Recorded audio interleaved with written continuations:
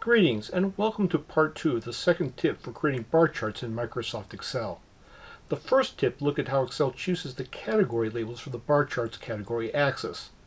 The 3 rules presented in that video were: first, if the user selects more rows of data than columns of data, then Excel uses the row labels for the category labels on the chart's category axis. Second, if the user selects the same number of rows of data and columns of data, then Excel uses the column labels for the category labels on the chart's category axis.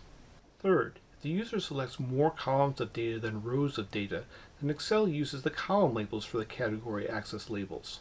For example, suppose a user has a clustered bar chart where the category axis labels are coming from the dataset's column labels because the user selected more columns of data than rows of data. However, the user wants the dataset's row labels to appear as the category axis labels. So how do we achieve this goal? An earlier video offered a cumbersome solution by selecting each of the categories and each of the bar charts data series.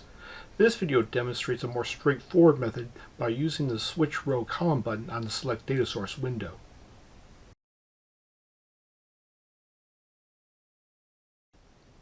Let's start with an open workbook with a dataset and a chart. Observe that the chart's category axis labels are coming from the dataset's column labels, suggesting that the user selected more columns of data than rows of data. 1. If the chart is not selected, that is, it does not have the round select handles, click the chart.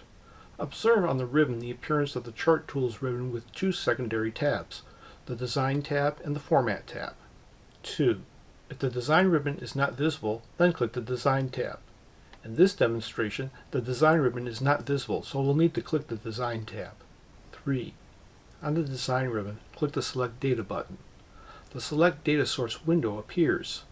Observe in the center of the window the Switch Row Column button. 4. On the Data Source window, click the Switch Row Column button. Observe in the background the chart updates. Also, observe the changes in the content of the horizontal category axis label section and the Legend Entries series section of the Select Data Source window. 5. In the lower right-hand corner of the window, click the OK button. Let's click somewhere on the worksheet to deselect the chart. Excel finalizes the chart with the dataset's row labels as the category axis labels.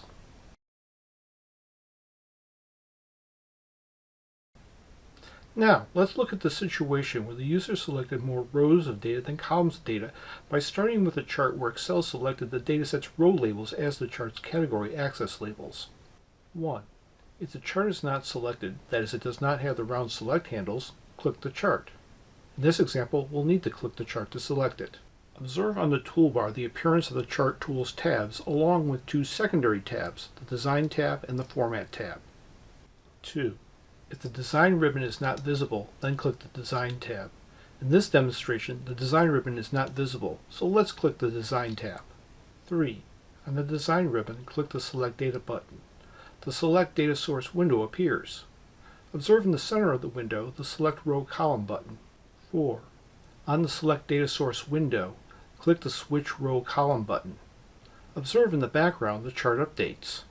Also, observe the changes in the content of the horizontal category axis labels section and the Legend Entries series section of the Select Data Source dialog box. 5. In the lower right-hand corner of the window, click the OK button. Let's deselect the chart by clicking somewhere on the worksheet. Excel finalizes the chart with the dataset's column labels as the category axis labels.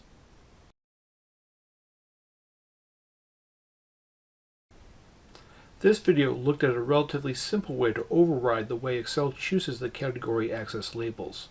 The method is relatively easy to do, but does require going to the Select Data Source window and clicking the Switch Row Column button.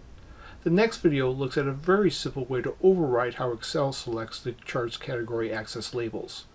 If you have any questions or comments, please feel free to put them in the comments section below. If you're interested in a written version of this tutorial, please contact me by email.